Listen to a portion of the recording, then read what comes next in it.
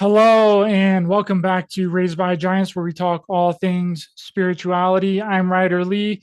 Tonight we have special guest, the host and producer of the Moore Show, Kevin Moore. But before I introduce him, Raised by Giants is on Rokfin. Go over there, set up a Rokfin account. I release one premium video over there a week, and it is less than a YouTube premium account. And you'll get all of my premium content when it gets released and all of the other creators' premium content as well. Click the link in the description to sign up for the video streaming platform Rokfin. Also, if you would like to make a donation to help the channel grow and produce more content, you can donate on PayPal or buy me a coffee to help support my work. It is 100% completely optional and is unfortunately the only alternative other than monetizing. And we know what happens to channels like this when monetization gets involved. And I want to keep this channel and I like being here. So if you guys can donate, I'd very much appreciate it.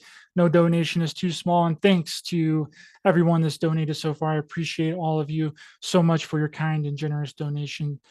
Click the link in the description for donation options. Thank you. So without further ado, introducing tonight's guest, Kevin Moore from The Moore Show. Presented and produced by Kevin Moore, provides the platform from which some of the world's greatest philosophers, paranormal researchers, life coaches, spiritual teachers, and authors can communicate their work, research, observations, reflections, and infuse them into our common knowledge. Their understanding of life and the universe, the Moore Show, will be reaching this ever growing group of people searching for a deeper understanding of their lives and the universe. Kevin, my friend, thanks so much for coming on. Excited to speak with you. How are you doing? Ryder, it's fantastic to join you. Thank you so much for the invitation. And today I'm doing good, man. So thank you. Yeah, I appreciate your time here this evening. Before we get into all the craziness, the convoluted story of Captain Mark Richards, which is a wild and crazy story, trust me, I want to kind of get into your background a little bit and what kind of got you started down this path of interviewing channelers and spiritual teachers on your show. It's a good question. Well, just sticking with the channelers right now. It started out right interviewing channelers. It was going to be a channeling docu-series. And before I was, getting close to putting that docu-series together, it just seemed so daunting, right? I didn't know where to start with it. And it just felt like it wasn't meant to be a docu-series in the end, right? As in a sort of documentary or even a sort of, episodic kind of series of shows, right? And I just decided in the end just to release them as an ongoing, interview style docu-series. And I, I guess part of me got a bit addicted to wanted to get it to just over 100 episodes, and we're on 115, well, probably 116 now. I think the everything happens for a reason, Brad. I think the progression of it is these channelers will be eventually, some of them will come to contribute towards the International Spiritual News Network, which I'm setting up, the ISNN. So I'm moving next year, at the very end of next year, over to news. And it'll be, reporting the news as is, but also looking at the deeper karmic reasons behind the news. I was going to say spiritual reasons behind the news, but it means all that. I don't exactly know how it's going to end up, right? All I know is right now I'm building the website, the isnn.com. It's there and it's many months away from being finished yet. And everything I do is going to be under the ISNN. So I'm going to need channelers. I'm going to need psychics. And I've also got a readers platform, which I'm just building as well, called channeling.com. So channeling.com is going to be, it's going to be a go-to resource for all things channeling, right? But to begin with, I built it up as a sort of readers platform, and that's sort of one business that I've been working on for a while to get that up and running. But regardless how that does or what the outcome is going to be of that, I see the channelers coming in with the news, and I see myself starting a docu series called They Call Us Psychics, which is there to sort of help the channeling.com, but it's also there because I want to start building some connections with people for the news network as well, right? That news network came to me in well, it was supposed to be a regression, but it ended up as a progression. So this is back in 2016. I was living in Holland, and a guy came on that who's now passed away. His name was Hank Jones, and he pestered me, pushed me, to want to try out his alternative method of QHHT, and I did, and I ended up in well, 2023, 2025, and some other years as well, where I got to see this news network that I set up. But I don't think it was the only thing that I was doing, but I can feel the pull for that right now. But I don't think it's going to be the only sort of purpose I've got, if that makes sense. Were you Um, interested in so channeling so before yeah, you were you interested in yeah, channeling before you started the show? I was. Well, not before I started the show. I did. You asked me what channeling was when I started the show, I wouldn't have had a Scooby Doo, right? Would have had a clue. Um, but I actually started the show because I enjoyed Coast to Coast, and I want to restart the More Show back up again. Not too long, maybe sometime in late August, because I haven't really been doing that many shows for the More Show, and I need to sort of get back to doing that as well. My focus has been on docu series and well, Captain Mark Richards, and just getting a few bits of groundwork prepared just to get into that space of other projects that I've got going on right now. So my time's just, I mean, I'm working all the time right now, to be honest with you. There's a lot going on. So is the website that you're going to put together, the network news website, is that going to replace your show on YouTube, the Yeah. More Show, or are you going to do them congruently? Well, the More Show will be a show on the network, so we'll be taking other people's show. We would eventually be making our own content away from the More Show. So the channeling docu series will eventually. Some of the legacy shows will stay there, but they'll probably move away maybe as well. But the More Show will stay, and I mean, news networks, they don't just carry news nowadays; they do all sorts of content. So I'm probably going to go in that direction where it's a bit more of a content production platform.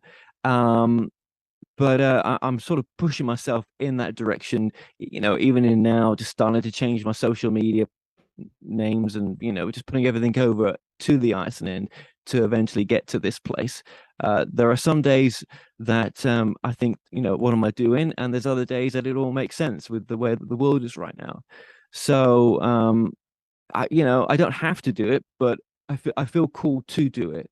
And after, I actually got to revisit some of the progression session that I had because I wanted to play it back not too long ago, and I actually found clips that were on the regressionist YouTube channel that were my reaction straight after coming out of that progression, and I'd forgotten a lot of what I said because I never got to see some of these clips. I'm going to put them all together in one video soon and just release it onto my channel.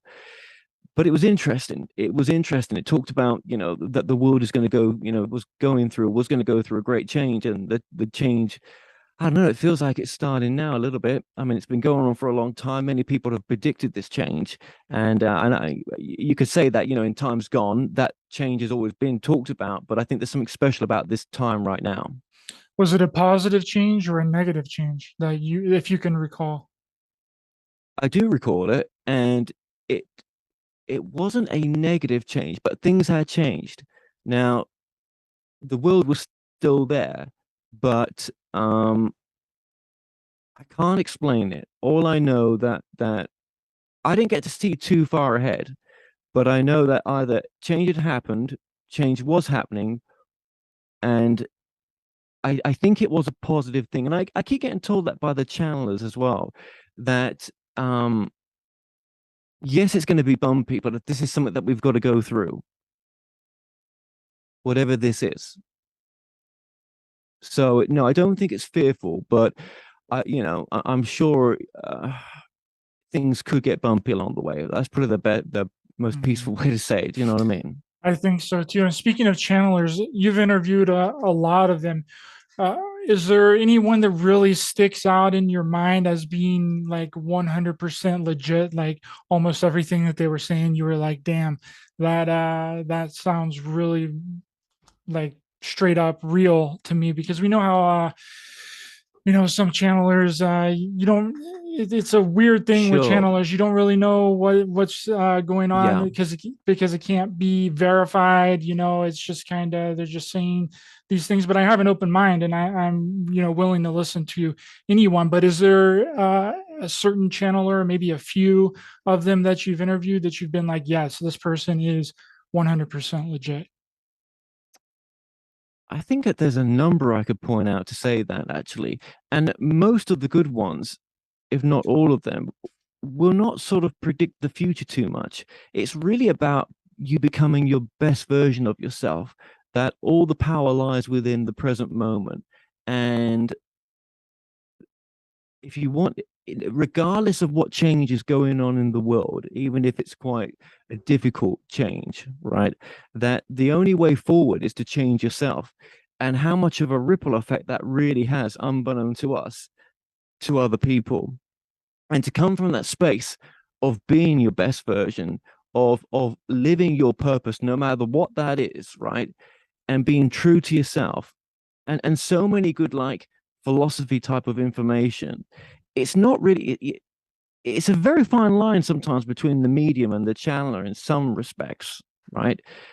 But then it's not thinking about it. And I think gifts vary so much that it's all a form of channeling in some way. It's all you getting out of the way and letting the message come through. And a good medium will do that, but they may not understand that that's the process that they're doing. They're really channeling their higher self. They're channeling that person's higher self. They're not I mean, of course there's the good, the bad, and the ugly in any field, right?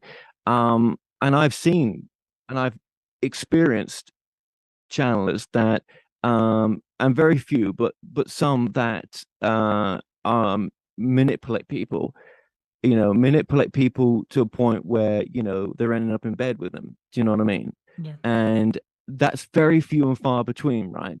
But, it's like anything, there's good builders and there's, bad builders, or there's in any field. But this is a very sensitive field. I get that. But normally, I would say a good majority of the channels that I've had on, the funny thing is, it's the same message coming through right now. Do you know that? That's they're all saying the same thing, and it really is. Again, I'll repeat it. It's that message of um by changing yourself and being true to yourself and living in purpose and all these beautiful quality things that I could say here, but I want to give the time back to yourself as well. That it can only come through sometimes for a person that wants that change, or is looking for I was going through an awakening or whatever they're going through, that channeler that's coming into their life at that moment is the right person to help them in a sense. um and I suppose you could say that for many types of readers as well, but we seem to resonate with different people, with different reader well different well, I kind of stick with channelers, different channelers sometimes. But I'm just trying to think, that God, there's a few that's sort of blowing my socks off, or blowing my mind in some respects. When some of them, it's amazing where you could go sort of into the idea of beyond the current understanding of the nature of reality. And I've had a few conversations with whatever this energy is that's coming through them. And that was wild, on some of them, how deep they can go if you're ready to sort of really twist your brain, and actually wanting to go beyond what you think you can do. But is it that useful? Probably not, because I think, we've all got things in this present moment we're trying to heal, aren't we? Well, not heal. I hate that word sometimes, right? But that whatever it is that's going on our journey right now is what we're after answers for. Sometimes, if we're going that far to go to someone with gifts. But I do tend to think that all answers lie within, and that we can all channel our higher self. And I think that's part of I would hope, or I like to try to make that part of the message of the channeling docu-series, that actually, you can do this yourself in a sense. Do you think that that's what most channelers are actually channeling, is their higher self? Because if your higher self lives on a different level of reality, they would know a lot of information, right? I believe that we have an infinite data field all around us. And if they're in a Yeah. different density, a different reality, then that data would be more accessible to them. So do you think that that's what it is? I mean, I'm sure that some people or may actually be channeling different entities or entities outside themselves. But from my observations, I think that a lot of the channelers are actually channeling their higher self, and they may just not know it. Yeah, I think we like to give names to whatever this is, right? Sometimes this energy that comes through people with that ability to open up to that space. And I do, yeah, I would agree that a lot are channeling their higher selves. But then there's others I've met that there's something else coming through, and one is Paul. I'm going to get the name wrong here, but I think it's Paul Selly or Selick. Um, Sorry if I've got the name wrong. And he used to live in New York. He now lives in Hawaii. And I found his way of channeling fascinating, and he brings the guides through, and they were good. They were really, it was deeper than Paul fights it all the time. Do you know what I mean? And it was weird to see that interaction. But then when this energy came through, it was like, well, there's something else here right now. I, It's one of kind the really good. Sorry, go ahead. it's kind of like a fine line between channeling and in a sort of like a possession almost, you would think, because if the being isn't completely acclimated with you, then the words that's coming through is going to be half of your words and then half of the words that's trying to be channeled through. So I would be guessing that if you were to get the full effect and actually get the words that is trying to be translated, because from my understanding, some of these entities, they don't their language isn't our language, so they struggle to actually find the words, and they can only use the words of the vocabulary that the person that they're channeling through has in their mind. I don't know if that's the way that you understand it either. So there can be some, maybe some Absolutely. like misinterpretations of the words sometimes. I think that happens a lot. I think a lot of good channelers will say that's what happens. Paul's getting in the way, or as or Karen's getting in the way, or whatever it may be, right?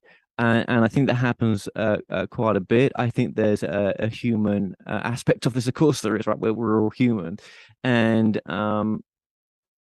but does it really dilute the message that much?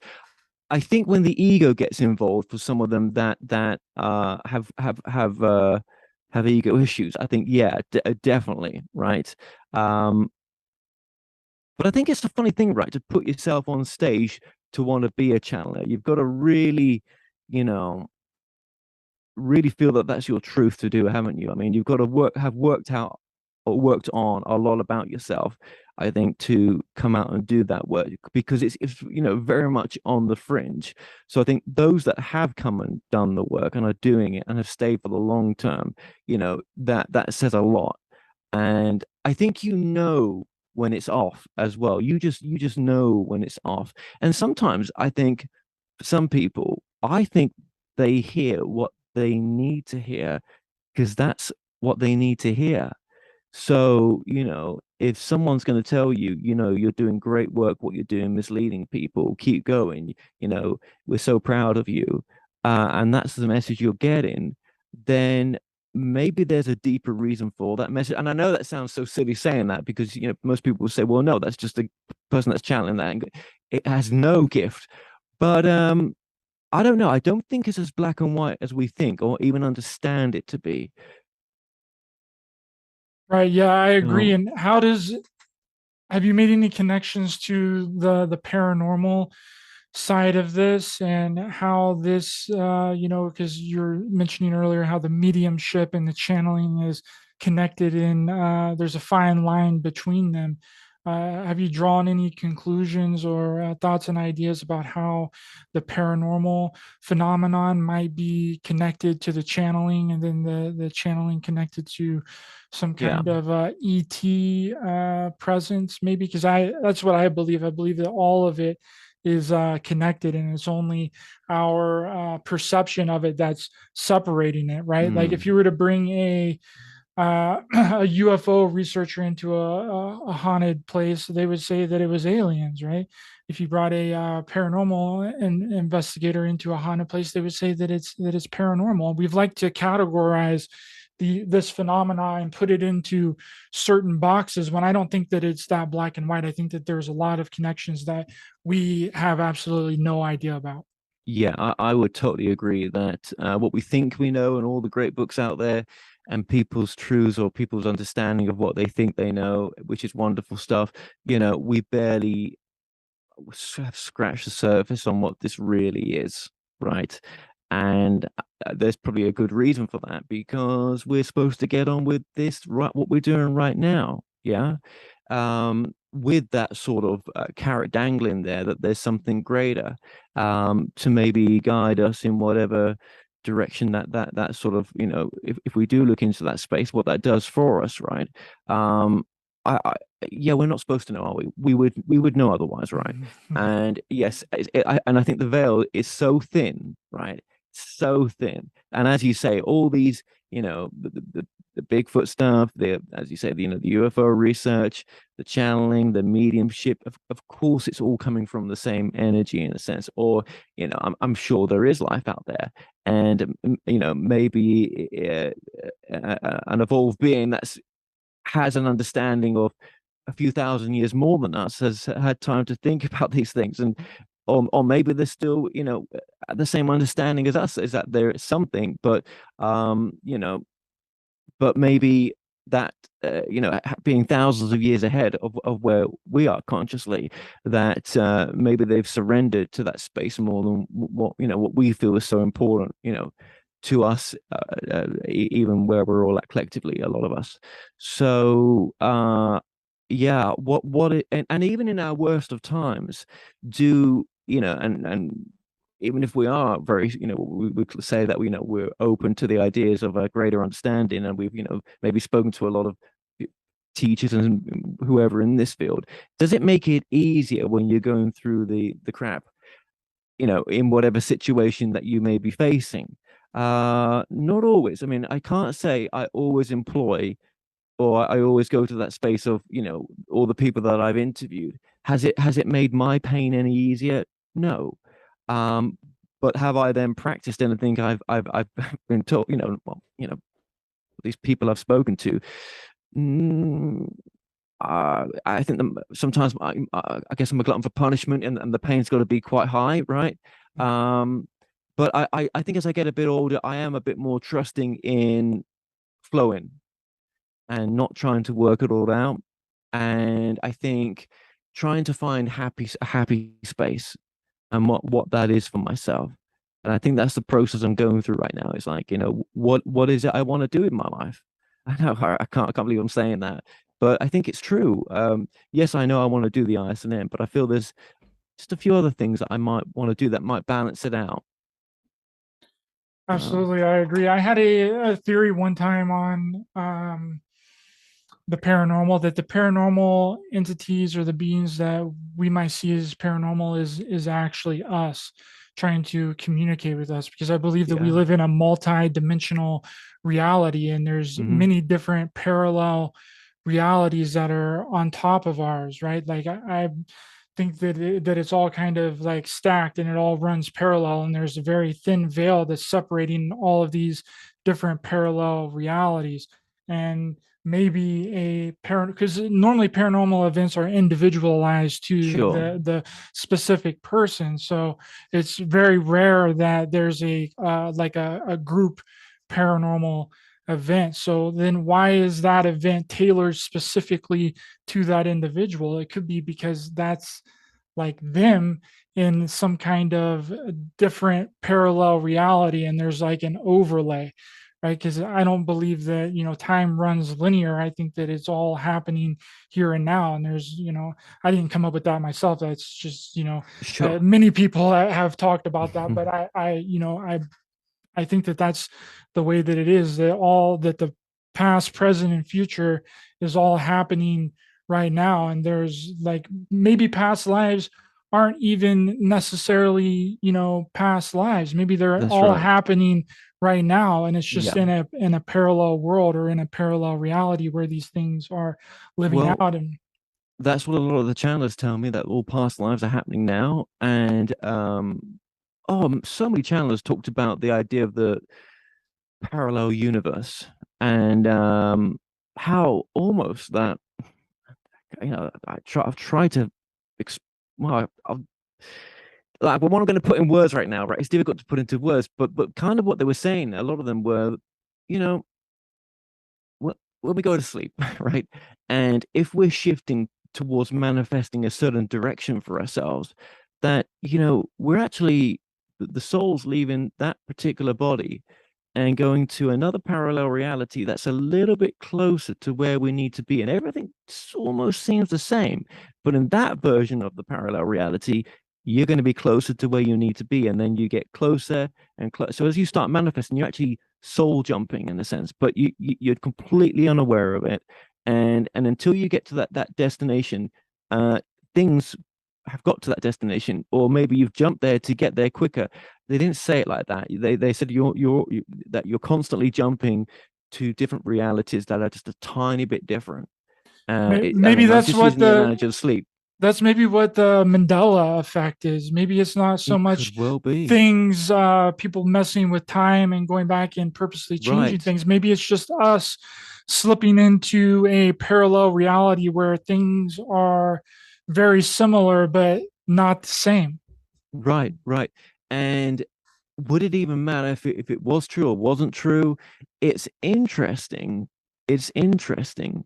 Um, but I think what it does, maybe it breaks your thinking free in the sense that you can pretty much, manifest most of anything that you want.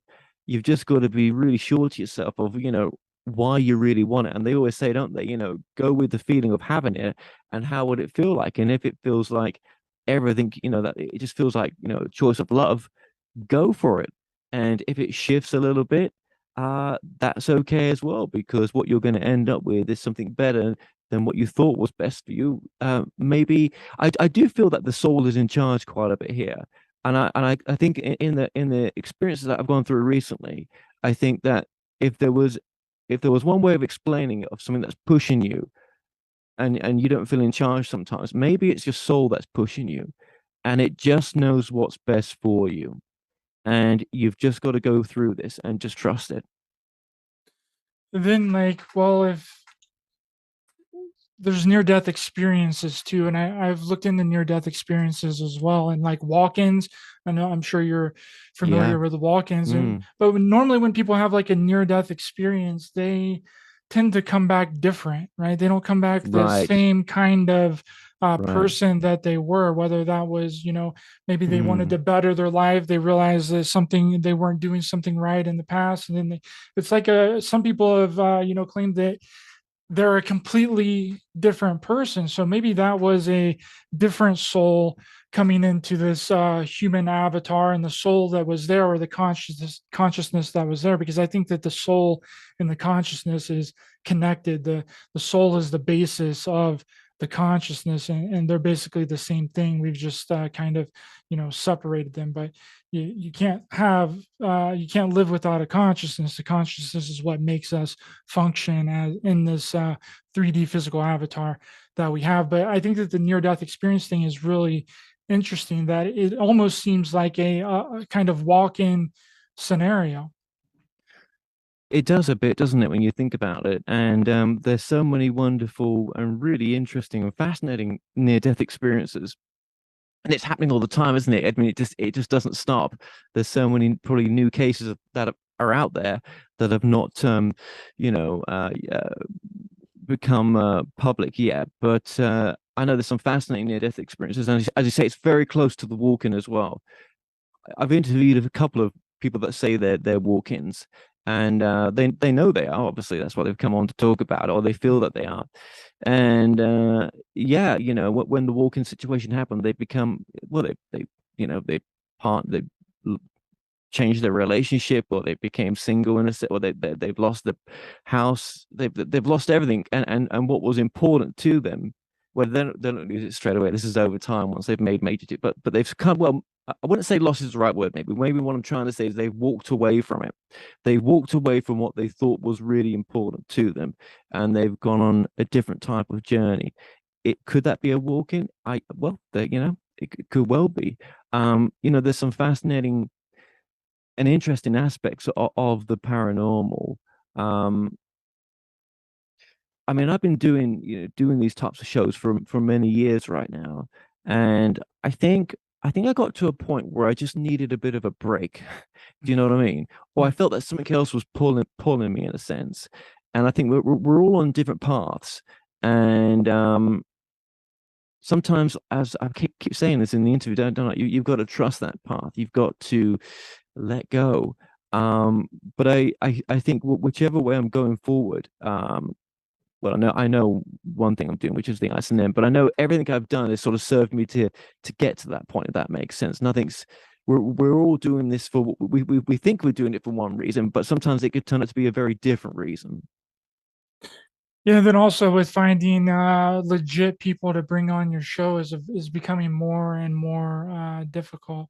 It's becoming a harder thing to book people. But I kind of like what you do on your show though, Kevin, because like I think that if the channeling information is good information, it's not harmful information. It's not telling people to kill people, or you know what I mean, or spreading Yeah, any kind of it's hate or anything like that, yeah, then that's okay in my book. As yeah, long as it's positive and uplifting, then like I have absolutely no problem yeah, with channelers. yeah. Yeah, I've tried to keep it like that with the channels that I get on. I haven't really met that many that have come from the opposing opinion, opposite to that, really. I mean, most of them, if not nearly all of them, come from that space. So, but I hear you. I mean, that it's easy to get sucked into the sort of conspiracy stuff, and what's trending out there, what's popular. I you know I I I based Coast to Coast on when I was into it quite a bit back in the day. That's what inspired us to do the show I'm doing. And I I thought the majority of guests that they used to have on and still do have on, and like yourself, um a good guess. But I think it's so easy, isn't it, nowadays, to there's so much more of conspiracy kind of shows out there in a sense, and then they sort of mix the spirituality in there as well, Mm. and it becomes a real foggy path for some people that are just getting on this path. When you've got the spiritual mixed in with the spirituality, as a conspiracy mixed in with the spirituality, I call it conspirituality, and It's a good it's very term. different nowadays. Yeah, It yeah, is, it's a and it term. seems like Yeah, that yeah, they've really exaggerated this whole thing, and they've made it really big and spectacular. So the more unbelievable your story is, the more people cling on to it. So I think that this is a yeah. really good point to kind of transition into your docu series. So tie about Captain Mark Richards. So tie in your how this developed with your show and how you Mm, got on to this Captain Mark Richards yeah, story and how this yeah. all kind of shaped and molded into this Thank docu you. series that you are creating. Well, it's really weird when I think about it, right? That actually speaking to you right now reminds me of some of the reasons why I started it, actually, because I think at the time I was at Contact in the Desert in 2018, and I was interviewing other channelers, and Contact in the Desert was on. One of my UK friends was over there as well, so I was like, hey, you know what? Let's go. And he actually had backstage passes actually, because he was doing some of the media stuff there. He actually runs a large Awaken and Aware organizer conference in the UK. He's like one of the bigger conference organizers for that kind of stuff. And I remember being backstage there and just, meeting David Wilcock and meeting some other people there. And I thought, oh my God, what just I thought, what a load of rubbish it all is, and how bigger sort of egos these big presenters have, right? And but it wasn't just that. It was I was at a time when there was, the buildup of QAnon was going on, and that, we have Project Camelot there, that, it had so many, there was so many people out there that were raising red flags in the community and stuff, and still do even to now. And even people like Simon Parks and other organizations, that it just seemed that, there was a lot of just a lot of, yeah, misinformation really. And I guess, I never thought I'd be launching Mark Richards docu-series in with as a sort of, as part of my new platform, which is the ISNN, as we've mentioned. So yeah, I just lost a lot of heart. I lost a lot of, just, well, passion as well for the industry that I was in. And just seeing like just a lot of people misusing their audiences. Maybe that's a better way to say it. And and then the Mark Richards story landed on my lap, where, you know Kerry Cassidy had, from Project Camelot, happy, her number one whistleblower, and he still is her number one whistleblower. She released a book not too long ago, which is, a good portion of it was based on Mark Richards, or as he goes by, Captain Mark Richards, but he's not a captain. And when I had met another person had come my way, we sort of bumped into each other because he contacted me after hearing his name mentioned, or him mentioned as a person, on an interview that I was doing with Kerry Cassidy. And this guy had approached us to say, look, this guy, Captain Mark Richards, it's all a fraud, don't you? And then I met this guy, and he shared some information, and it sparked my interest big time. And when I got back to the UK, because this all took place in America, so Captain Mark Richards, yep, is Kerry Cassidy's top whistleblower, and he's a guy that's been in prison for now 40 years. And says he was framed by the deep state for his time that he spent as, an astronaut and part of the secret space program. Him and his father worked together in the secret space program. He's, this guy goes by Captain Mark Richards, and he was the intel drops for Kerry. So obviously, when I started looking into the Mark Richards story and realized that this guy had never served in the military, he had committed a murder in 1982, which Kerry and Mark's wife Joanne Richards, and anyone that supports Mark Richards, they don't want to talk about the murder. We don't talk about that because it's got nothing to do with what's going on now. Well, it's got everything to do with it, because if he did commit that murder, that was part of organizing a murder back in 1982, how can he be trusted in, 2022, right? Well, of course he can't.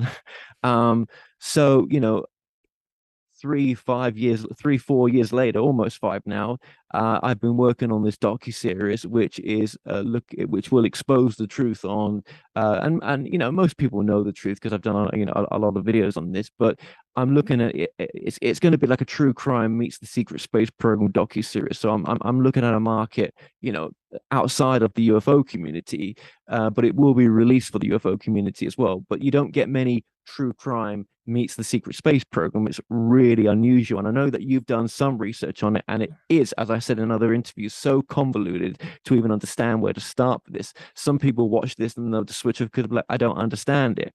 Well, yeah, it's knowing where to start from. So It I is don't know if really you've got anything you want convoluted, to ask me. and there's a lot of different moving parts. And I admit it is very, there's a lot of things going on with it. And I've researched into the documents that you sent me, but I think that it's important to kind of set up for the people that might not know who Captain Mark Richards is. What he was kind of claiming was going on, because from my understanding, this murder that he was associated with was I believe July 6th of 1982. And then when did he start coming out that he was a part of this secret space program and these black budget projects? And how did, were you wanting to interview him in the beginning, when after you had interviewed Carrie Cassidy, and that's why you were looking into him and researching him, or how did Yeah. that work? Yeah. So he came out in sometime in 2004 when he convinced his wife at the time, who had married him just a couple of years before that, or 2002, I think they got married. And don't quote me, because obviously in the docu-series all the dates will be correct. And when they first got married, he promised, well, we basically told her that he didn't think he was going to be long and he'll be out. Well, if she'd done a fact check, and he's obviously a life without parole, and he has very little chance of getting out unless he's going to admit to his part in the murder of Richard Baldwin, his good friend, that he orchestrated the murder. He was there when the murder took place. He got a young 17-year-old called Crossan Hoover to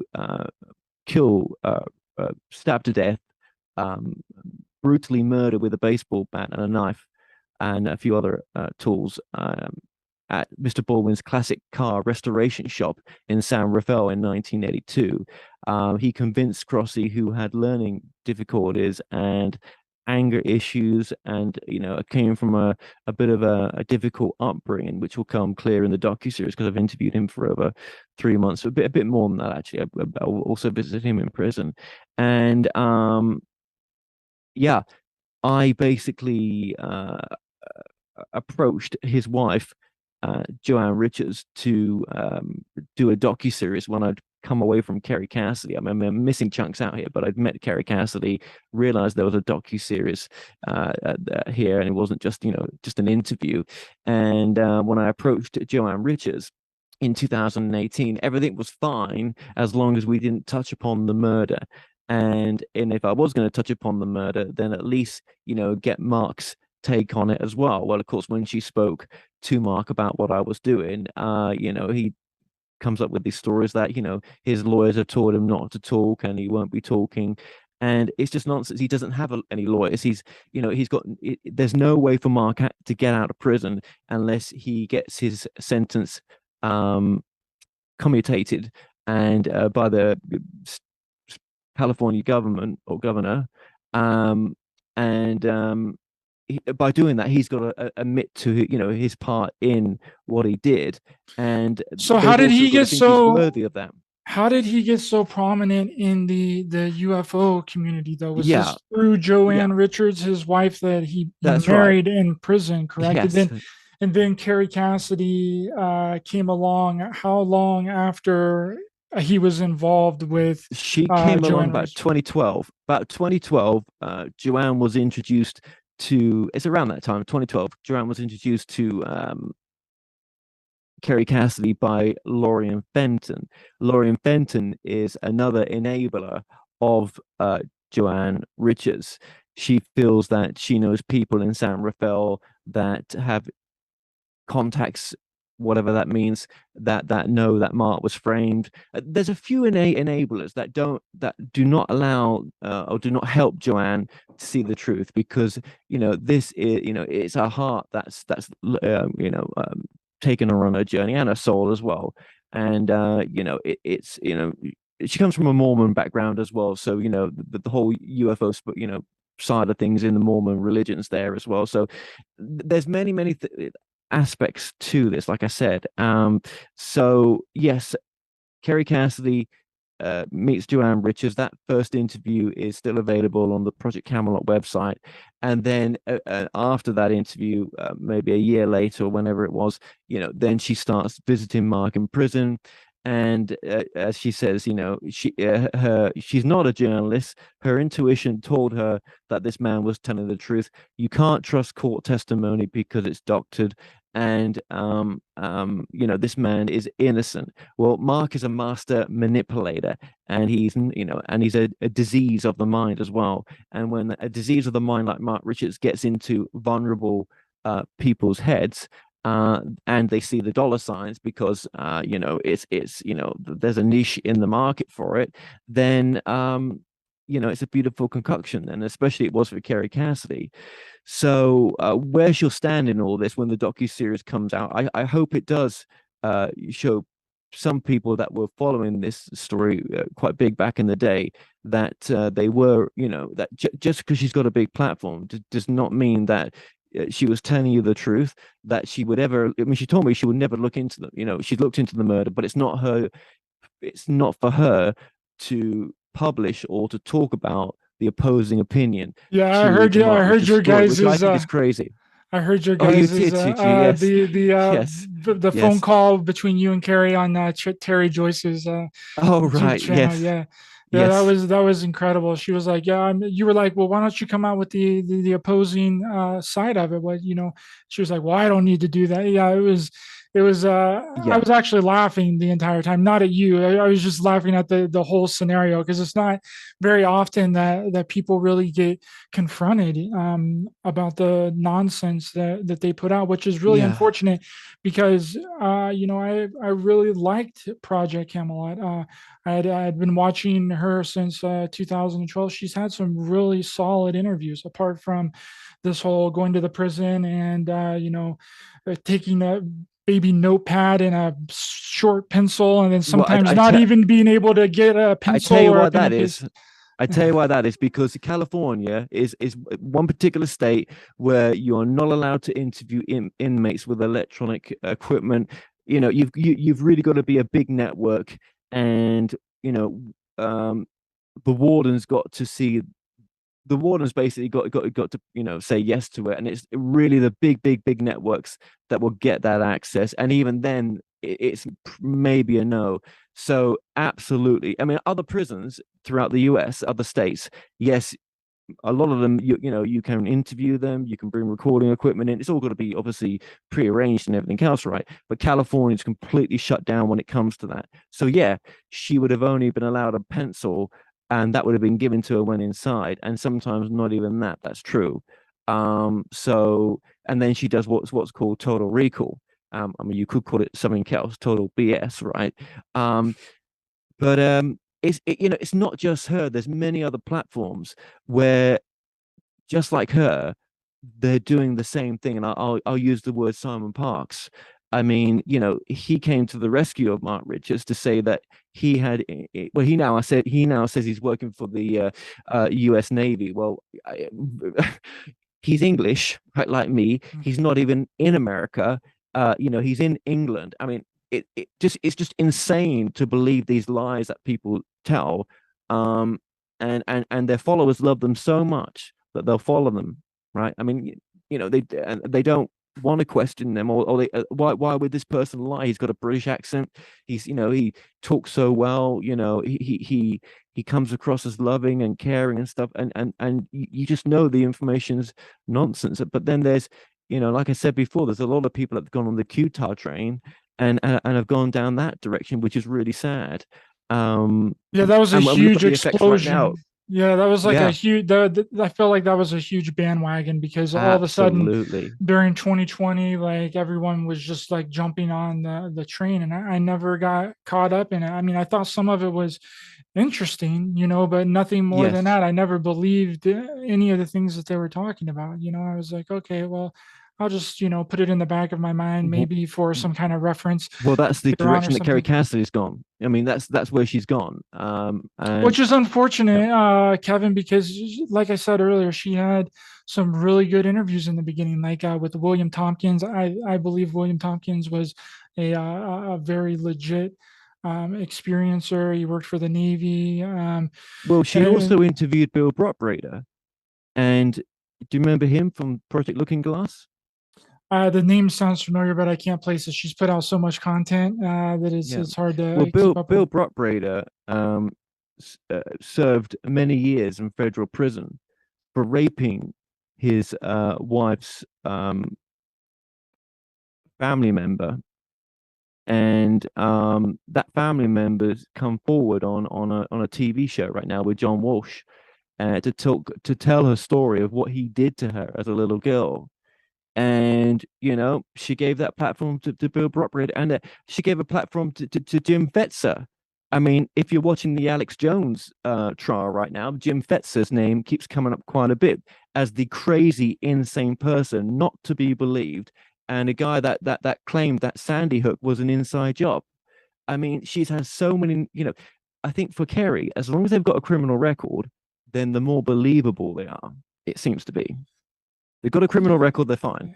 But Yeah, there's got to just be questions sometimes. yeah, absolutely, and some kind of vetting process. But sometimes I do play, devil's advocate with it because I mean, Sure. she had Bob Dean on there. Bob Dean, I believe, is a very legitimate person. It was like a bunch of her earlier work, with Ashiana Dean and people like that. And there's a lot of people that reference those old videos a lot, and I tend to sometimes reference them too because there was a lot of legit and real information in some of those older videos. But yeah, you're right. Whenever she started jumping on the whole Q train, I just kind of fell off, and then she lost her channel, and then she started doing her on her website and stuff. But I haven't Well, watched her any of her stuff in a long time. But I mean, I yeah. have to play devil's advocate and say that some of her earlier works were really good, and I did very much enjoy them.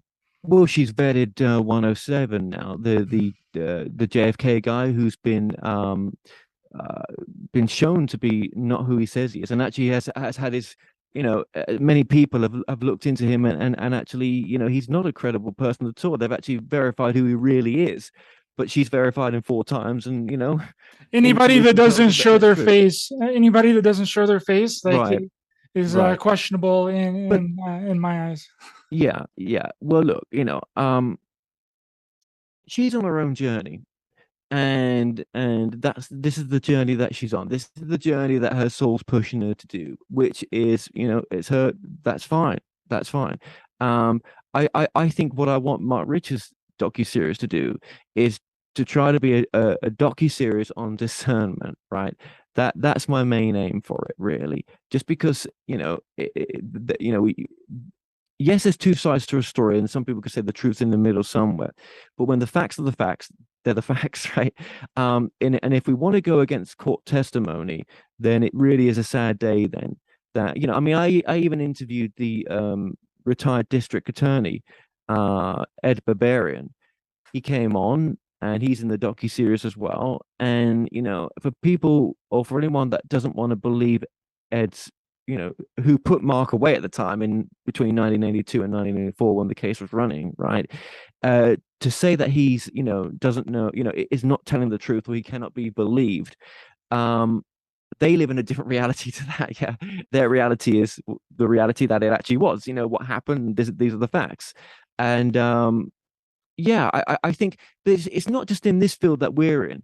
I think there's been a lot of people challenging a lot of fields right now, or at least not challenging them, but just there's a lot of discernment taking place. I think there's a lot of truth rising in a sense, and not always in the way that we want, but things are showing themselves, aren't they, in the times that we live in right now? That They is for are, sure. and I think people are trying to get to the bottom of a lot of things because I've had some questionable people on my show before, and then the more that I've learned and the more that I've put common sense and critical thinking, the more that those things don't make much sense anymore. But we all have to kind of go through that, and we've all kind of made our mistakes. But I do want to get back to Sure. the actual trial.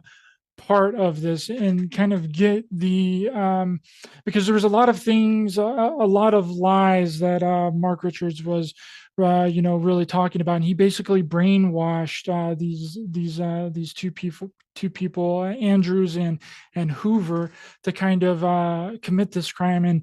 And Mark Richards was allegedly a contractor that was getting construction jobs for Hoover. But then it kind of came out after the trial that he wasn't even a contractor at all, right? That's right. I sent you some audio files as well about this in regards to on my journey of interviewing over 23 people, that relate to this case. One was Mark's brother-in-law in 1982, a guy called Joe. And Mark actually stole Joe's contracting license because Mark had was ordering some doors or whatever it was, different bits and pieces for his contracting company of his brother-in-law Joe, who was a carpenter and had a contracting license as well at the time. And Mark stole that contracting license, and it came to light for Joe that when he received a phone call from an anonymous. Well, not well. They weren't. They were anonymous at the time until they realized that they were speaking to the right person. A gentleman that called him that he had had some work done by Mark and his band of merry men, and it was below standard.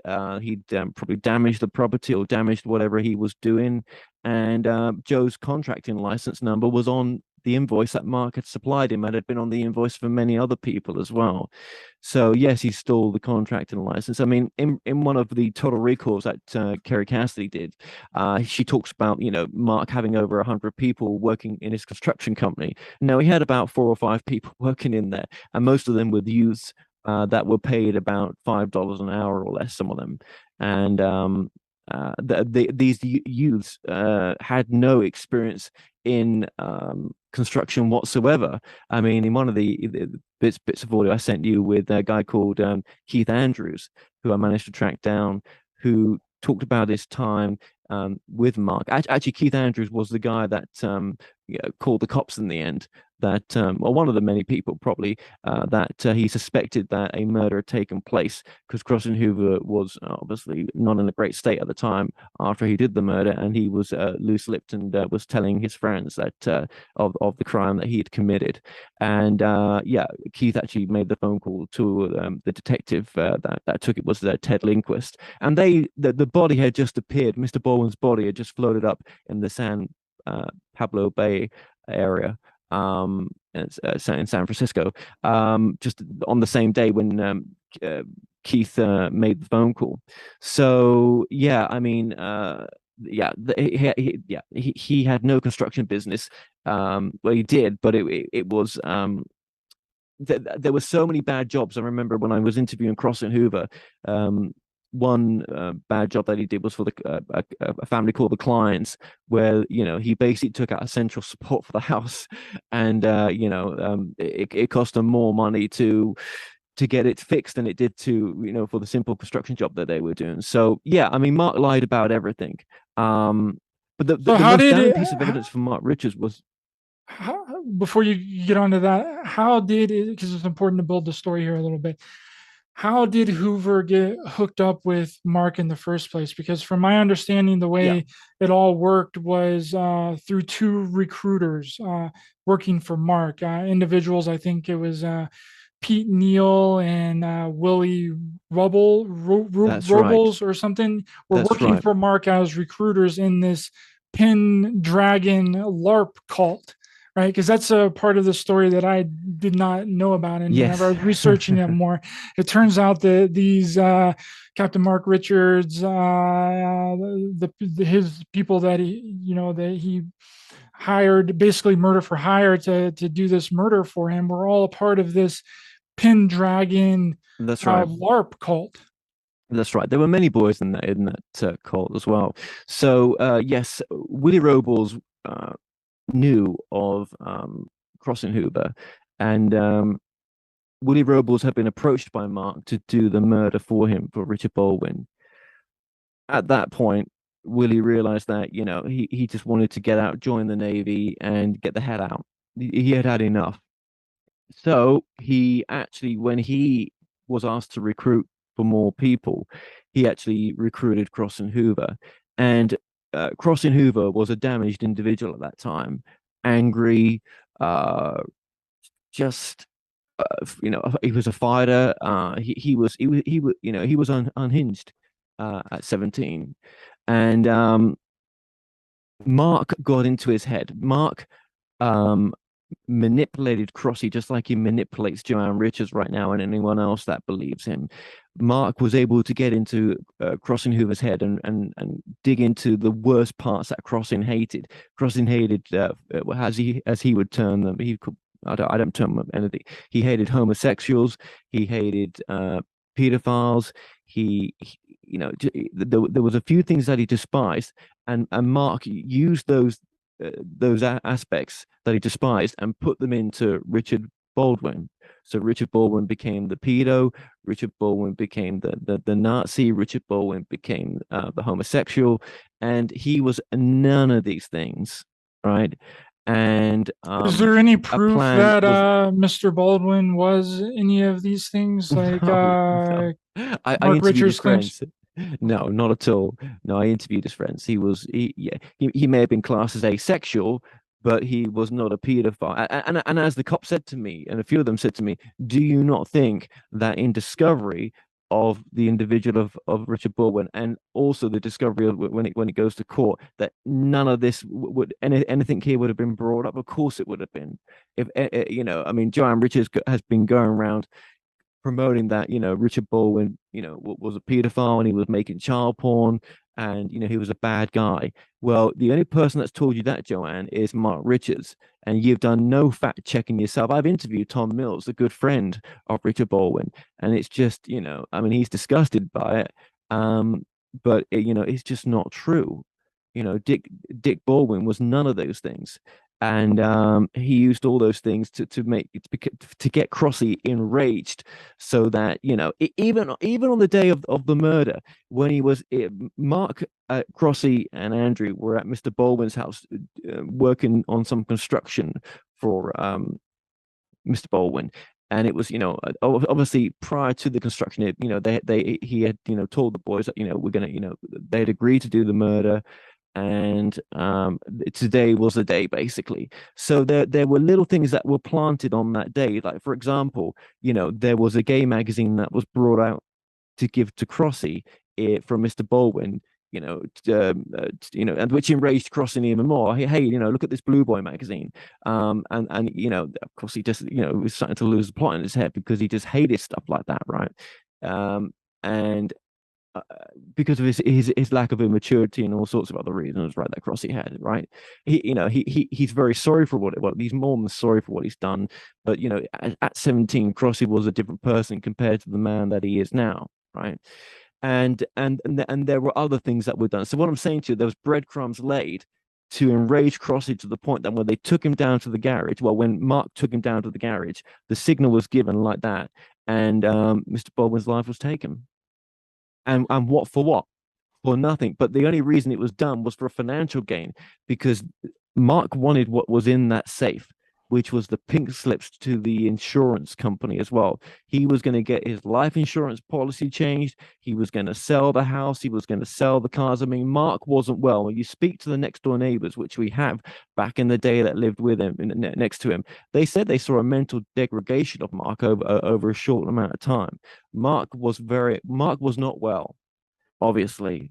And yeah, Mark had set a cult up called Pendragon, but like the cop said to me, they feel that Pendragon was not actually going to take over. Well, no, no, he had talked about taking over Marin County, but the cops feel that also, if not, it was there as a manipulation as well to just bring a father figure into someone's life that was able to be manipulated, and that's what really hurt Crossy as well. He felt like Mark was a father figure to him because his father was able, and he needed that at that time, and any love that Mark gave him was all just fake. It was all just from Mr. Baldwin. How soon before the murder did Mark Richards actually suggest to Hoover that um, that he should kill Mr. Baldwin? I think it was like it had only been working for him for maybe 3 months. So it was sometime within that 3 months, probably getting towards the last month, I would say. Because Willie Rose wouldn't do the murder for him. Thank God. Um, But yeah, it was a pretty, it was a pretty short start. It was like a 3 months, 3 or 4 months of working with Mark, and then this takes place. Um, and Mark never was in the military. He was never in Vietnam. When and Joanne will say, yeah, but the people, even his closest friends, never knew about his secret space program. What never knew that he was in the military. Well, we've got a master timeline, and you can't be in multiple places at once. And I mean, whatever she's gonna say, he was in the spacecrafts and they were taking him instantaneously to all these places. It's just bullshit because she's married. She's had many military husbands before. One was actually, well, a couple were in the Navy. She knows she's entitled to military benefits if Mark was in there. She's not claiming none of them because she can't claim them. She claims on her previous husbands because they were genuine military people. The only genuine military person when it comes to Mark was his father. He's just taken aspects of his father's work as well, and his mentor, which was Marshall Dill, and made this insane story up because he knew. See, the thing is, he's been in so long. Mark has in the prison system. You become institutionalized, didn't it? I think his brain changed somewhere even greater than it had done when when you're never going to get out, really, right? I think you break away from reality. And that's exactly what he did. And then he was able to manipulate someone like Joanne, who had come from abusive husband after abusive husband. But of course, Mark Richards is not abusive. Of course, he's not. Yeah, he's just, he's fantastic. But he is. He's a mental manipulator. He's a mental disease within Joanne's mind. And this is her soul's journey. Now, she may be seeing channelers and they may be telling her that she's doing great work and that, Mark's father's coming through mediums and stuff like that, saying that he really supports it and stuff. You know what? If that's what she's being told, that's what she needs to hear, but it is not true. Do we have any proof that Mark Richards was there of the killing of Yeah. Mr. Baldwin? Because from my understanding, the whole case kind of, there was some circumstantial Yeah. evidence, but the whole case kind of relied upon Hoover's testimony alone that Mark Richards No. was there and handing him these tools and these knives. And Yeah. another thing was interesting too was in Hoover's most recent parole hearing, the commissioner was reading Hoover's charges, and the commissioner falsely states that there was an extra charge for a firearm for having a gun, and then Hoover was like it wasn't a gun, and then the commissioner kind of rolled back his statements a little bit. So why would the commissioner say that there was a gun involved if there wasn't a gun involved? Do you know why? Well, I've not seen that actual page where it says there was a gun involved, but I'm sure it's on there, right? Um, yeah, look, these people are seeing parole case after parole cases per day, right? And that must have just been a mistake on that. It must just, of course, there was no gun involved. And I'm sure that was corrected in the hearing as well. So, yeah, there is, so it's not just one thing with this case in the forensic link. It's a totality of the forensic link. So okay, so um on the day of the murder, just after they'd murdered Mr. Baldwin, they arrived back at Mr. Baldwin's house. They ransacked the house. They'd left Andrew behind to ransack the house, right? So they get back and they found Mr. Baldwin safe, his guns, bag of weed, cash in the house, and they basically robbed and took all that stuff. Out of the money they got from the house, they then locate a boat in the local paper. That night, that evening of when they murdered Mr. Baldwin, Crossy and Mark Richards, they all three then go buy a boat. So witness number one places all three buying a boat together. They then go to Mr. Giving a shortcut version. They then later on take the boat with Mark's truck to the garage. They've already pre-wrapped the body up. Crossy and Mark did, and then Crossy, Mark, and Andrew load the body onto the boat, and they drive to the marina to put the boat in the water to go out to the bay to dump the body. Security guards at the boat complex, and he's another witness that sees all three together at that night putting a boat in the water. When they get into the boat into the water and get out into the bay, the only way to really sink the body in the end, because they couldn't get the body to sink, was to wrap a outboard motor with a chain that was longer than it should have been for them. So what happened is a couple of 13 July 13th, around that time, the body with its gases rose to the top because the chain was too long, because the tide had changed that much that had they just had less of chain on there, this body would have disappeared and it would have been more difficult forensically to link them all. So that's how the body came up, because Captain Mark Richards, as a great Navy captain, made the chain too long, but he's not a captain at all. It's a stolen valor, right?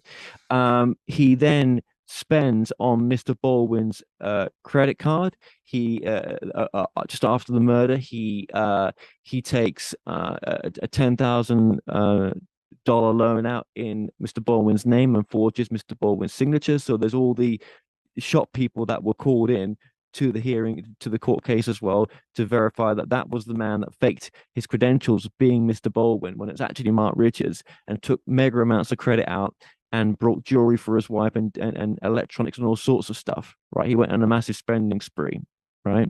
But the deep Then state framed he him, and the had, deep state told him to do of course they take did, out the of take course out they the did, yeah, loan yeah, and spin the credit yeah, cards and raid his yeah. house and Well, it's break into actually his better safe. than that. It's actually better than that. Actually, it's easier than that. Joanne Richards says that that's how the boys would have traded stuff. The boys traded stuff like equipment, and the boys traded, yeah, as in Baldwin, the boy, and Mark Richards, money by using. Dick would give him his credit card quite often. Well, anyone that knew Dick knew that, one, he never lent his tools out, and two, he would never let his checkbook out. He never did that kind of stuff, right? So then another witness was Craig Andrew, which was Mark Richards' ex-business partner, who arrived at Mark's house, whatever this is on the timeline, right before they all get busted, and Mark had punched out Mr. Baldwin's safe. Now, when Craig got there, they all told him, Mark, Andrew, and Crossy did, that, yeah, we found this safe and just a bunch of pink slips and stuff, and yeah, that's just what we do. We just break it into a safe. On the day that they were arrested, Mark had Mark had loaded his van, his truck, sorry, with anything that he had of Mr. Baldwin's property in his house, and any connections to the wrappings of the body. So he had all the coaxial cable that they wrapped the body with, or the plastic sheeting, and the duct tape. As they're coming out of Richard's home, Baldwin, Crossy, and Andrew, they get arrested. They were on their way to the dump to dispose of all this forensically linked evidence. And forensically, the duct tape did link back to the duct tape that was on the body. There was also some blood splatter that was on the boat as well. And Cross and Hoover's bloody hand mark was on one of Mr. Baldwin's classic cars as well. And of course, there was lots of blood there still from the murder, probably dried, but there was. No, there you could say there wasn't much to link Mark being at the garage, but Andrew Campbell is the one that got state testimony, so he became the star witness, and for his statements, he was given immunity from being prosecuted. Right, he should have gone to prison. Right, even though he wasn't there at the murder, he did dispose of the body with Mark. Also, the gun owner store, there was a gun store, and the owner of the gun store also was part of the court case as well, because he accepted the guns from Mark that were Richard Baldwin's guns. There were many things that linked it all back together, right? There was over 21,000 pieces of evidence that were put into this uh, case when it was presented to court as well. So And you've and spoken to with Andrews, right? I've spoken to Andrew. Yes, And it took me and a long time he to find him. and he claims that that He gave Mark the was same there. story. He gave the same. Everyone I spoke to gave the same story. And I mean, obviously, Andrew told me how much this has destroyed his life, and the issues that he'd gone through growing up with having done this, and how much he hated Mark for what he had done. And he felt more sorry for Crossy, but I mean, obviously, my heart is with Mr. Baldwin. Do you know what I mean? He did get civilly prosecuted by Susan Baldwin, Mr. Baldwin's mother, and a lot of them got civilly prosecuted as well. She went after them in civil cases. I don't think she won all of them, but she did go after them. I've got the civil cases as well. They're really interesting. Um, so it was Mark's police interview that what sealed it for him as well.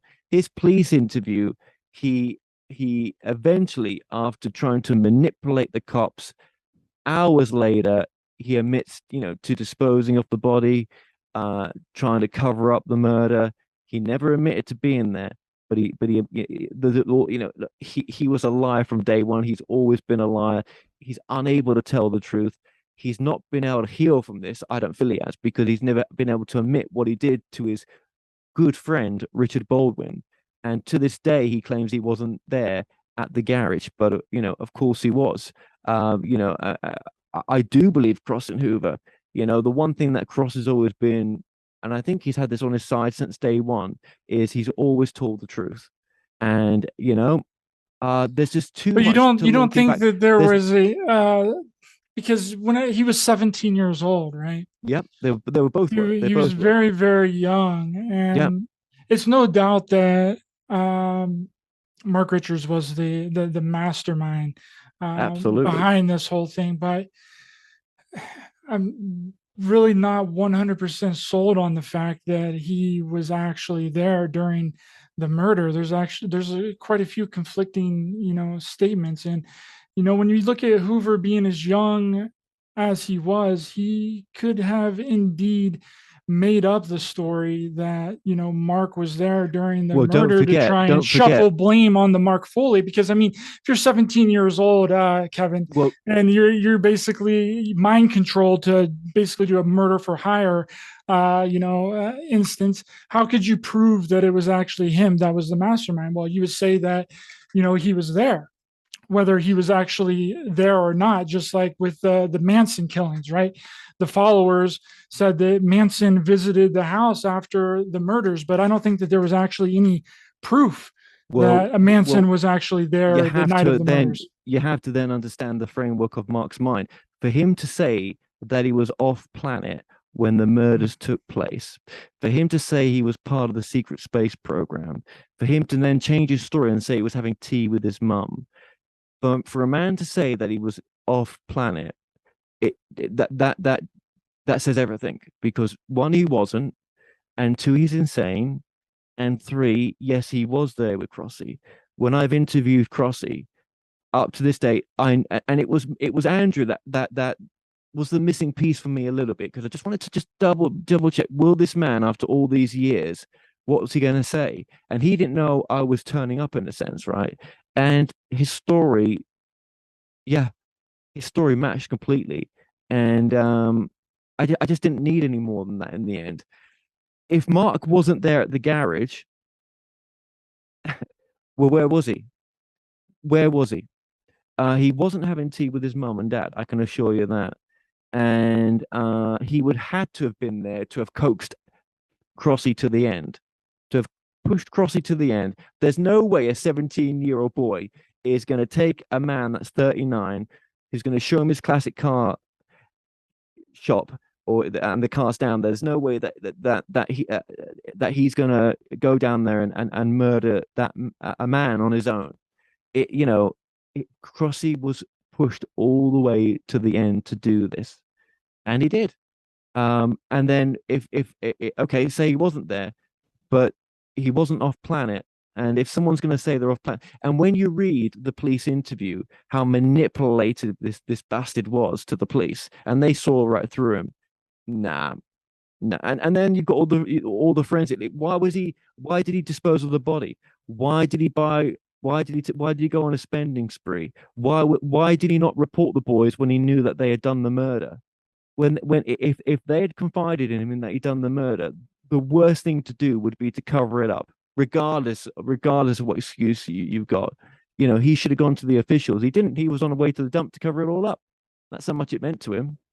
And he now says he was a captain, and he never even served in the military. When you speak to his ex-wife, she's like, he hated Vietnam, the whole idea of it. He hated the military, but he was going to join the cops, and he did go to criminal. He was attending a criminal class when he was arrested in that class in the late 70s for insurance fraud because he was taking cars and writing them off as though they'd been destroyed, stolen, and he got busted for that in an insurance ring as well. So he never had a clean slate from the beginning, and Mark wasn't right in the head. He was not right in the head when you speak to his friends, But then it and makes sense how he was able to create all of these, extraordinary claims about space and, time travel and fighting alien space wars, and that he wasn't on the planet from, being in this LARP cult, yeah, as well. And then it was also stated that he was a science fiction writer, and he would collaborate with other people in prison on science fiction novels. Right? He would write something, and then another inmate would give him some kind of feedback, and then he would give yeah, the other inmate feedback on their work, yeah, and so on. Right? yeah, absolutely. Look, if yes, that did. He was doing that, and, and still does. Look, to get life without the possibility of parole and to have been in there for 40 years, I can't imagine that, right? I can't imagine that. But then again, you got to think of the victim. I met Susan Baldwin. She wakes up every day and still can't. It's still difficult for her. That man, that group took her brother for what? For a bit of money? It was worth murdering him for a bit of money. Um, and she doesn't want any of them to get out, for what they did to her brother. I And then think if Hoover it was Hoover me though, stated I that would he didn't get any of the money after the killing. Right? Mark no. Richards Well, never that's gave what him any money. that's what pissed him off even more. Yeah. That's why he sang like a bird. He realized that Mark was insane. He realized it, but then again, he was insane for doing what he had done at the time. But yeah, Mark was never going to keep. Yeah, Mark had double crossed him as well. Um, Yeah, I think if it was my relative, I would like to think that I could forgive and that I could give someone a second chance. But Susan's just not at that space. I've met her. She's just, it really messed up her life in some ways. And I'm not saying that she's not gone on to live a beautiful life, but I mean, she never got to share her brother's life with her or any family that he could have had or. But I know it. When you read the parole hearings, and I've got all of them. I sent you the latest one. She talks about in those paroles what it did to her, what it did to her mum.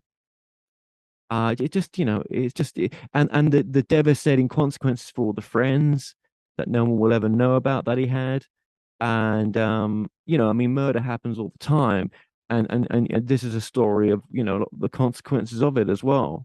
And and then he's got someone like Joanne Richards who's just you know gone out on internationally and across the parts of the states to promote his work, and it's all a lie, and none of it's true.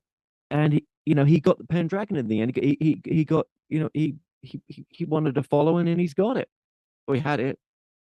Yeah, it's really interesting how closely this story is so familiar to the, because I mentioned the Charles Manson, story Yes. earlier, even Yes. down to the details of this Mm. Captain Mark Richards story. Manson brainwashing his cult of followers to commit murder. Getting into prison, having all of these Yeah. philosophical stories about corruption and Well, the system. Sounds he's almost worked. identical He's to Captain Mark Richards, but with ET's he's secret worked. space program. Right. Right. But the inmates that because he runs the vets program, or the PSD program, the vets program. they all believe that they all believe him that he's served, and and it's like, wow, he's still got that ability to. Well, even the cops said that to me. He's got a certain charm about him. He just, he's able to manipulate. He's able to be a chameleon. He's just whatever you are, he becomes. If you started writing to him, you would see the chameleon. You would see that take place. Oh, I've done that. Oh, yeah, I know about that. Do you know what I mean? And he doesn't at all. It's the way, it's what he enjoys doing. Um, and all I've done on this docu-series is just fight Joanne Richards. She thinks I'm working for a three-letter agency. I said, do you know how ridiculous that sounds? I mean, you can say those words, and I can't really prove that I'm not, but I'm not. I mean, that's just so stupid for you to think that. But if that's what you want to think, that's what you want to think. I mean, but how much is he? Well, he's a. Well, I said to her, he's abused her, through mental manipulation. Are you still in contact with her? Do you talk to her through email at all anymore? Yeah, yeah, we are, because obviously she set up a non-for-profit as well, called Earth Defense Headquarters, and we've asked her for a number we've asked her we've sent so many questions to her. We only found out recently that she admitted that she's actually never applied as the wife of Mark Richards for his DD 214, from the National Archives, and because she would be entitled to get a copy of it. She's never actually done it. I said, well, I have, and it always comes back with nothing. I've applied to the Navy. I've applied everywhere. There's no record of this man. Are we for sure There's that that nothing. are we for sure that Mark Richards is his real name?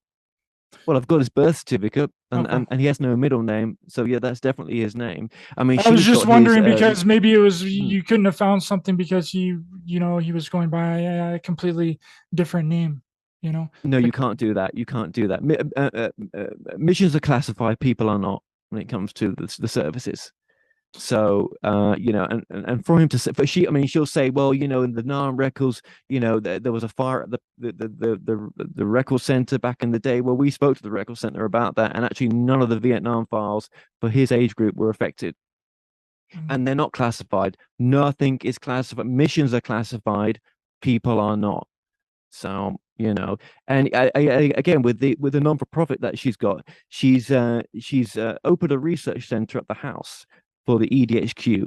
She's not provided an mission statement nor meetings. She uses her house as a research center, but hasn't been assessed for taxes.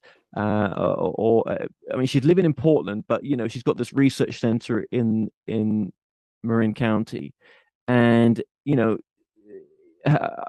we've asked her for the uh, her paperwork for the non-profit, and she's refusing to give it.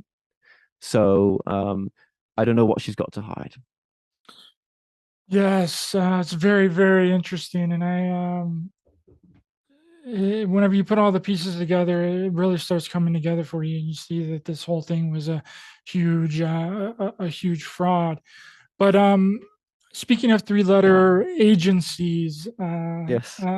Kevin, a lot of people have connected the Manson stories to the CIA, and that the Manson cult was a CIA experiment. So I guess my question to you is, what's the possibilities of this Mark Richards saga or story being any way, shape, or form connected to the CIA and any kind of three-letter agencies? Was there any kind of media press coverage of this event back in Yes, 1992? there was, and it's really difficult to get that footage, because most of the news networks libraries in that day are in such disarray that they want to charge you, like 2,000, just to, for a couple of hours work, just to see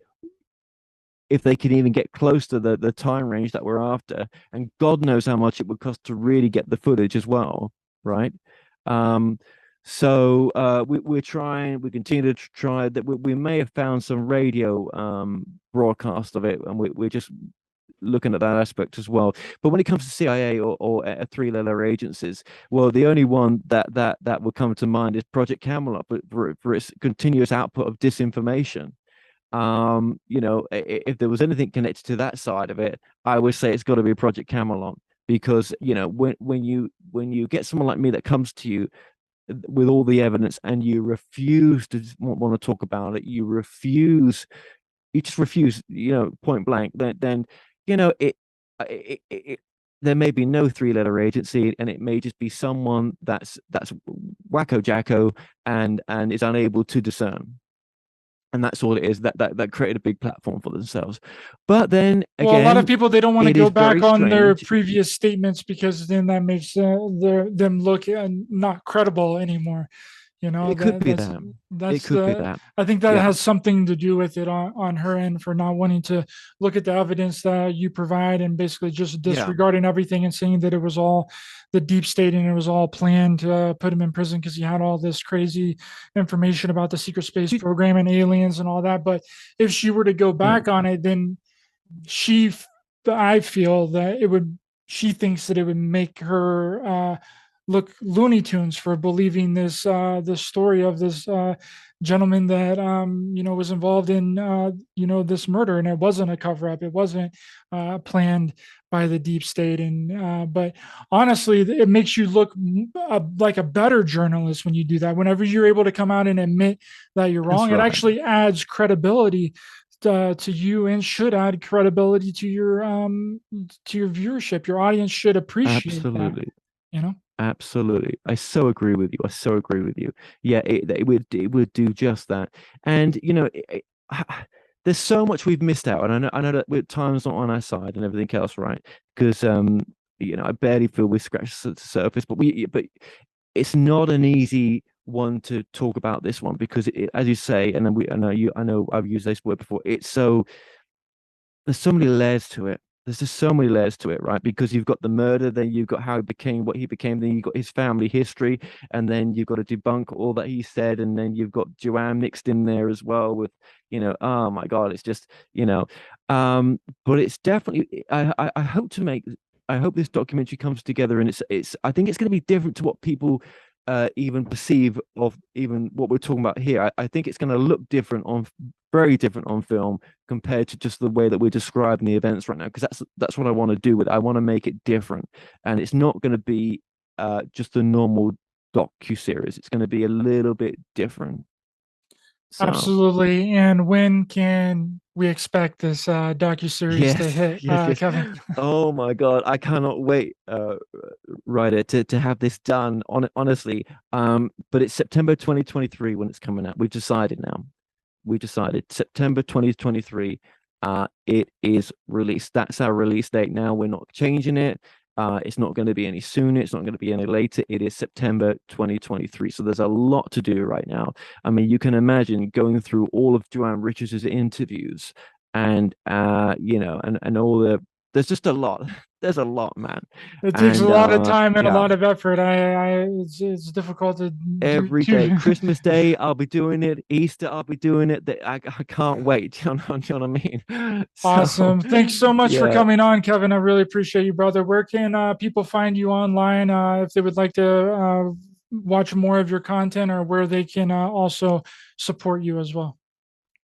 Well, Ryder, just thank you so much for having us on. I really do mean that as well. And thank you for taking the time as well to do the research. And I really do appreciate that. And I hope I've done it justice as well. So if people want to find me, just go onto YouTube, just type in The More Show, or just type in the International Spiritual News Network. But if you just type in The More Show, you'll see all my links on there. And that's probably the best way to get me right now. So thank you so much for inviting me on. Thank you. All the links to Kevin's information will be in the description of this video. Go over there and support him. Subscribe to his channel. He puts out really good work over there. So for everyone else, thanks for watching and listening. Much love to everyone in the chat. Please be sure to hit the thumbs up button, help the channel out in the YouTube algorithm, share, subscribe, hit the bell icon as well for notifications. The link to my channel on Rokfin is in the description. Sign up over there, hit the follow button for my premium content, and you can catch this episode and any of my other episodes on Apple Podcasts, Spotify, iHeartRadio, Google Podcasts, and download them individually directly to your device for free on Spreaker.com. Again, thanks so much for coming on, Kevin. I appreciate you, my friend, for sharing this information, this very convoluted secret space program meets true crime investigation work that you've done. Thank you. And remember, we're not only in a spiritual war, but a war on humanity. Stay aware, stay alert, keep loving your heart for everyone, stay safe out there. And if you can see through the illusion, you are the solution. See you guys next time.